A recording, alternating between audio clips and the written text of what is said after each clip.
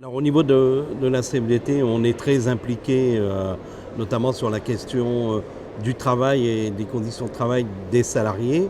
C'est un enjeu important pour la CFDT parce qu'on se rend compte que le taux de sinistralité, accident du travail, maladies professionnelles et risques psychosociaux est en constante progression, ce qui pose problème.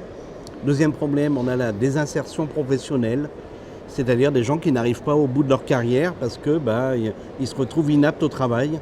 Et donc il y a tous ces leviers-là auxquels il faut agir et ça passera par du dialogue social dans l'entreprise. Donc ce qu'on essaie à la CFDT, nous, c'est de négocier notamment des accords de qualité de vie au travail qui permettent d'améliorer les conditions de travail des salariés. En cela, par exemple, dans la région, à Toyota, on a signé un accord qualité de vie au travail où on a mis les salariés au cœur du dispositif. C'est eux qui viennent exprimer les soucis qu'ils ont dans l'exécution de leurs tâches au travail et qui font des propositions. Et en mettant les salariés acteurs et en faisant qu'ils fassent eux-mêmes des propositions pour améliorer leurs conditions de travail, on améliore la productivité, on du coup baisse du risque de maladies, etc. Et du coup, derrière, au niveau économique, l'entreprise s'en sort et c'est par le dialogue social.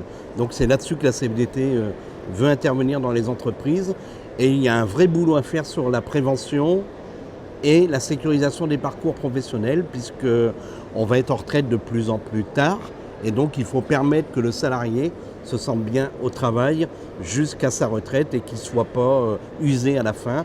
Et donc il y a toutes les questions autour de la pénibilité qui sont un enjeu important. D'un côté, on doit réparer les salariés qui sont usés, cassés, mais on doit surtout faire de la prévention pour améliorer les conditions de travail.